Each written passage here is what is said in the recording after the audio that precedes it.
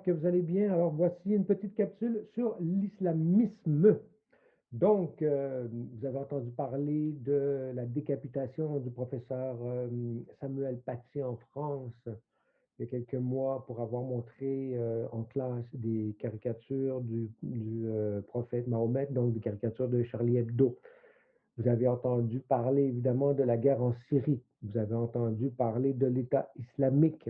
Évidemment, vous avez entendu parler du World Trade Center, donc les attentats, les tours jumelles qui sont tombées en 2001, septembre 2001, 11 septembre 2001. Donc tout ça est le fait d'une mouvance qui s'appelle l'islamisme. Évidemment, et on vous l'a déjà dit, et on va le répéter, il ne faut pas confondre la religion musulmane et l'islam politique. Si la majorité, la grande majorité des musulmans sont des citoyens comme tout le monde, qui vivent leur religion de façon harmonieuse et dans la paix, certains hurluberlus se livrent à une interprétation dite rigoriste des textes et évidemment, ils prennent ce qui fait bien leur affaire dans le but, le dessein, S-E-I-N, D-E-S-S-E-I-N, donc dans le but qui est le leur. Et c'est quoi ce but-là, selon vous? Ben, c'est souvent ce qu'on appelle le pan-islamisme. Donc, ce sont des mouvements, des partis, des organisations qui soutiennent une renaissance, une resurgence de l'islam sur le plan politique. Donc, l'islam est une religion, mais peut aussi être un corpus politique qui guide la vie donc des fidèles du matin jusqu'au soir. Donc, il y a différents courants que nous allons aborder qui se posent la question, est-ce qu'on doit... ce sont des gens hyper conservateurs, hein, évidemment, sont très à droite là, sur la question de l'émancipation des femmes, la question du droit des homosexuels, etc. Donc, c'est ça le paradoxe avec l'islam, et on va le voir, on entend beaucoup parler, c'est qu'ils sont à la fois, comme la plupart des religieux, des fanatiques religieux, je parle des islamistes, ne pas confondre avec les musulmans, je le répète, donc très à cheval sur les principes, très conservateurs, très à droite sur le plan moral, mais en même temps sont plutôt de gauche sur le plan social en général. Donc, ça crée une espèce de dissonance cognitive auprès des Occidentaux et ça crée des alliances parfois assez étranges. Donc, les partisans du pan-islamisme, donc pan, hein, un pan, tout un pan, donc du pan-islamisme, eux, ce qu'ils veulent, c'est soit dans un pays ou soit à l'échelle mondiale, donc appliquer les règles de la charia, donc les règles de l'islam politique. Et pour ça, certains vont proposer le djihad, donc c'est une guerre sainte, si vous voulez, qui autrefois signifiait comme c'était une guerre contre soi en fait, c'était le self-control, le djihad, et son sens a été détourné comme c'est souvent le cas en politique, et c'est devenu associé donc par amalgame cognitif, c'est devenu associé à la guerre sainte, à la guerre religieuse. Donc certains vont proposer la manière violente, l'attentat terroriste, d'autres vont proposer des voies dans le respect des démocraties, et d'autres vont s'y prendre par la diplomatie, par exemple. On rappelle ici qu'il y a environ 2 milliards de musulmans dans le monde. 2 milliards de musulmans dans le monde.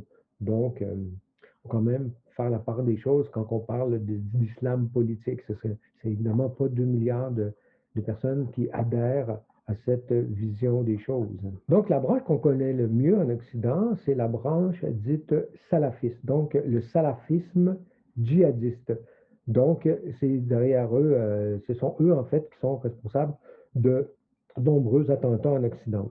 Donc, c'est un mouvement pan-islamiste transnational, donc qui traverse les nations, qui traverse les frontières, et il est associé à des organisations terroristes islamiques locales ou régionales qu'on retrouve par exemple évidemment Al-Qaïda que vous connaissez, le Hamas, qui est la branche donc islamiste de la résistance nationale palestinienne, le Hezbollah, donc qui est au Liban et qui est financé par l'Iran, c'est l'axe chiite qu'on appelle l'axe chiite, et on parle bien sûr de l'État islamique ou qu'on appelait autrefois Daesh.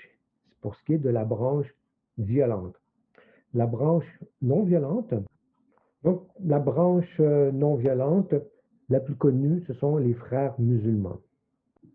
Donc, les frères musulmans, c'est une branche donc sunnite de l'islam qui a été fondée en 1928 par Hassan el-Banna. Ça a été créé donc à Ismaïlia, dans le nord-est de l'Égypte. Et pour la petite histoire, c'était le grand-père de Tariq Ramadan.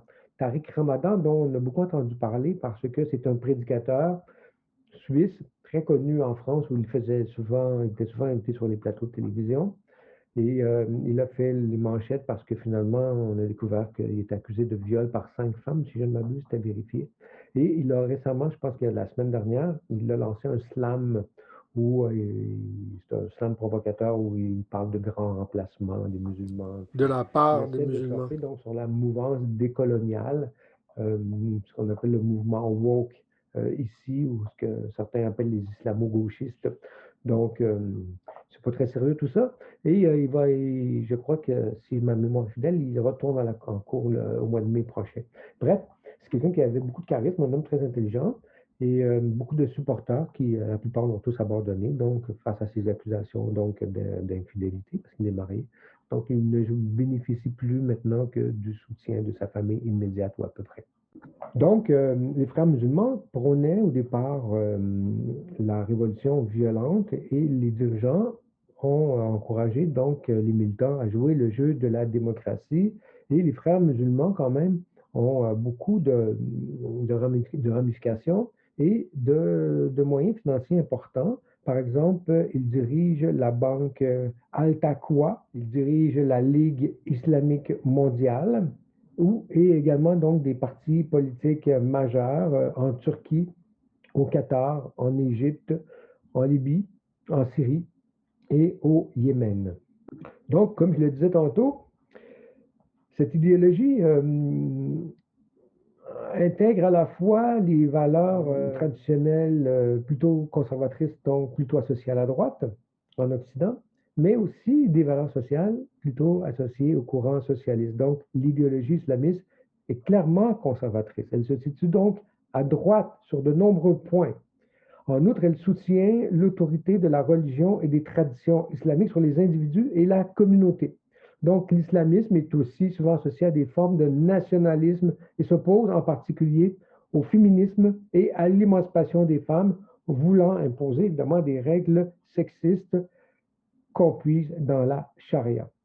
Toutefois, comme je l'ai dit, sur le plan social, sont plutôt à gauche, donc en faveur d'une égalité sociale et économique au sein des sociétés musulmanes. Et c'est souvent par des œuvres caritatives, donc d'aide aux plus pauvres, qu'ils vont réussir à se planter, comme ça a été le cas du Hezbollah au Liban. Donc, dans le livre L'islamisme radical de Bruno Etienne, qui a été publié en 1987, les chercheurs en sciences humaines et sociales s'accordent sur un point. Oui, il existe bel et bien une idéologie politique islamiste et une idéologie dans ce sens qu'elle possède son corps, son corpus et ses références. Donc, ce corpus s'appuie d'abord et avant tout, évidemment, sur le Coran et, comme je le disais en préambule, il en privilégie donc une lecture sélective, donc notamment en insistant sur certaines sourates plutôt que d'autres. Donc, l'idéologie djihadiste, donc je reviens au mot que j'utilisais tantôt, donc l'idéologie djihadiste use aussi de la sunna, c'est-à-dire de la tradition prophétique qui se compose en plus du Coran des hadiths. Les hadiths, c'est-à-dire les paroles, les dits attestés du prophète Mohammed. Donc, il faut savoir que les intellectuels de ce mouvement puisent évidemment dans tout le corpus, tous les hadiths, ceux qui font leur affaire, donc ceux qui se rapprochent de leur vision intégriste d'une conception des choses islamistes. Là, on parle de milieu de textes canoniques, donc de textes religieux. Donc, on prend ce qui fait notre affaire, comme on dirait dans le langage populaire. Donc, je ne ferai pas la liste de tous les penseurs là, de ce courant politique-là, mais il est important donc de retenir qu'en tant qu'idéologie politique, c'est-à-dire proposant une vision cohérente d'un gouvernement des hommes, le djihadisme donc s'oppose à d'autres idéologies qui traversent les sociétés arabes et l'Occident. Donc, s'il partage nombre de références théologiques avec le salafisme, il s'en distingue clairement par un discours de rupture politique, par le passage à l'action violente et par la volonté assumée d'imposer un modèle de société par la force. Comme je le disais plus tôt, la question qui se pose, est-ce qu'il faut établir un califat, donc un califat régional ou un califat mondial? C'est la grande question qui traverse ce courant. Mais comme ils ont tiré donc leçon de l'expérience algérienne 1991 et égyptienne en 1993, donc quand ils ont réussi à prendre le pouvoir par les voies démocratiques, l'État, les structures en place les ont empêchés d'exercer le dit pouvoir. Donc, ils ont bien vu qu'ils étaient écartés du jeu et c'est pourquoi, donc, depuis 2014, ils promeuvent donc la construction d'un État islamique, d'abord régional, puis international. Et c'est ce qu'on voyait notamment avec la Syrie. C'est pour ça qu'il y a beaucoup de gens qui allaient, donc, qui répondaient à l'appel de la création du califat mondial qui devait commencer par la Syrie et l'Irak. Et l'Irak est un terreau fertile. Pourquoi? Parce que l'intervention américaine de 2003, donc pour renverser Saddam Hussein, qui bien qu'il était un dictateur sanguinaire, il était tout de même un dictateur athée qui maintenait un certain ordre au sein des forces divergentes de sa population. Donc, les Américains et les Alliés intervenant là-dedans ont foutu le bordel, finalement, et ils ont pavé la voie à la ressurgence donc d'un mouvement islamiste assez puissant. Donc, la guerre en Syrie commence en 2011, suite à une répression là, du gouvernement de Al-Assad. C'était la jeunesse, notamment, qui manifestait, il y en avait ras-le-bol de la corruption et du chômage. Donc, puis là, ça a entraîné un espèce de jeu d'alliance qui a dégringolé. Donc, bon, vous avez tous entendu parler de la guerre en Syrie. Donc, c'est devenu une espèce d'Eldorado pour les musulmans islamistes qui voulaient créer une société basée sur les préceptes, donc, comme je le disais plus tôt, d'une vision, d'une lecture intégriste du Coran. Donc, le départ en Syrie avait un sens, donc celui d'installer dans une terre authentiquement musulmane, donc régie par la règle de droit des musulmans, donc la charia. C'était un peu comme l'Eldorado. Et ça venait interpeller beaucoup de personnes qui étaient en rupture avec les valeurs occidentales, certes, mais qui pouvaient répondre à plusieurs facteurs. Donc, des hommes et des femmes soient partis donc, pour des motifs religieux, donc s'établir en terre musulmane. Donc, c'était aussi pour des raisons humanitaires, donc aider les victimes de la guerre civile, ou pour des raisons strictement politiques, donc faire la guerre, donner un sens à sa vie. Donc, ils avaient tous, ces gens, en communauté, en commun, dis-je, la volonté de joindre un État en construction, donc d'aider au développement de l'islam et à l'établissement d'un gouvernement islamiste. Et il faut dire que les méthodes de recrutement étaient très efficaces à l'ère d'Internet, du village global, de la communication. Donc, les méthodes de recrutement, les méthodes de mise en scène des leaders islamistes ont trouvé beaucoup d'adeptes, notamment chez les jeunes de la deuxième ou troisième génération qui ont du mal à s'intégrer, qui vivent du ressentiment. Je pense par exemple aux petits Français par rapport à la colonisation dans laquelle ont grandi leurs grands-parents maintenant. Quoi qu'il en soit, ce que l'on sait, c'est que depuis 2013, les départs en Syrie concernent des personnes plutôt jeunes, fraîchement radicalisées, qui n'avaient pas nécessairement une grande connaissance de l'islam et qui ne semblaient pas toujours maîtriser donc les codes du djihadisme international. Donc aujourd'hui, les pistes de réflexion sont minces, hein. On peut dire pourquoi les raisons qui ont poussé ces jeunes-là, c'est le potentiel subversif donc de l'islam radical, le nihilisme d'une génération, la possibilité de vivre une aventure militaire, l'embrigadement sectaire, là, dans le sens de sectes religieuses, le manque de reconnaissance, hein, de se chercher dans ce monde, surtout à un âge où on est en quête de soi, en quête de sens, et les ratés de l'intégration, donc, font partie des pistes d'explication. En France, dans le milieu intellectuel, il y a deux grands spécialistes donc, de l'islam, Olivier Roy et Gilles Kepel, qui se connaissent et s'affrontent sur le terrain idéologique depuis plus de 30 ans, donc, parce qu'ils n'ont pas la même explication de l'engouement pour l'islam politique. On pourrait résumer la thèse d'Olivier Roy, qui est plutôt marxiste, on pourrait le résumer comme ça. Donc, pour Olivier Roy, il ne s'agit pas, je cite, il ne s'agit pas de la radicalisation de l'islam, mais de l'islamisation de la radicalité. Donc, je répète, pour résumer la thèse d'Olivier Roy, donc je cite, il ne s'agit pas de la radicalisation de l'islam, mais de l'islamisation de la radicalité. Donc, qu'est-ce que ça veut dire? Ça veut laisser entendre que il y a dans toutes dans les sociétés occidentales, en tout cas, il y a toujours une faction donc, qui a envie de radicalité politique. Et c'était avant d'autres mouvements, dont les mouvements marxistes ou anarchistes et les Black Blocs, etc. Puis maintenant, ben, ça se traduit par l'islam. Gilles Kepel, lui, il défend la thèse exactement contraire. Donc, il replace le fait religieux au centre de l'interrogation donc des djihadistes.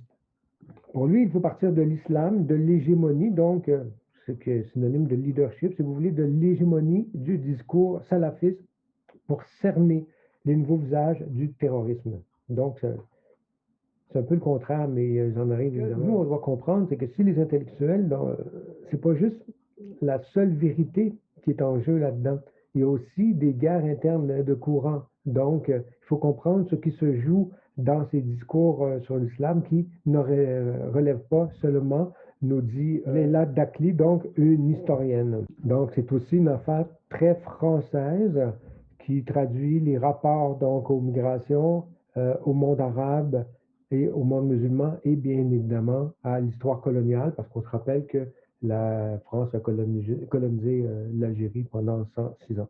Donc, quoi qu'il en soit, l'explication des radicalisations, donc, ça explique l'engouement, en tout cas, qu'on a vu notamment pendant, il y a des étudiants du Cégep Maisonneuve, donc, on se rappelle, qui étaient partis pour faire la guerre sainte, le djihad en Syrie. On se rappelle qu'il y avait eu du recrutement au Cégep de Maisonneuve. Donc, l'explication des radicalisations est aujourd'hui n'est pas encore complètement satisfaisante. Les chercheurs, comme ceux que je viens de mentionner, donc les plus connus, Olivier Roy et Gilles Kepel, donc s'opposent entre les motifs religieux et les conditions socio-économiques.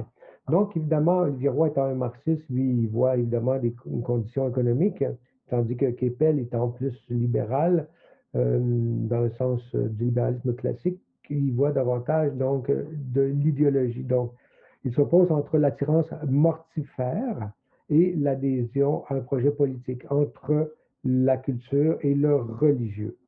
Évidemment, c'est un sujet complexe dont nous pourrions parler pendant des heures. On pourrait parler des pays qui financent les attentats terroristes, le djihadisme, dont le Qatar, l'Arabie saoudite et l'Iran. Et il faut rappeler que l'Iran et l'Arabie saoudite sont eux-mêmes dans une espèce de guerre froide pour détenir l'hégémonie sur l'ensemble du monde musulman. Et c'est les frères ennemis, donc les chiites du côté iranien et les sunnites du côté de l'Arabie saoudite.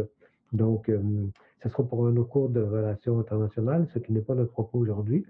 Donc voilà, j'espère que cela vous a éclairé un peu sur ce qui a trait au djihadisme comme idéologie politique. Merci et à très bientôt.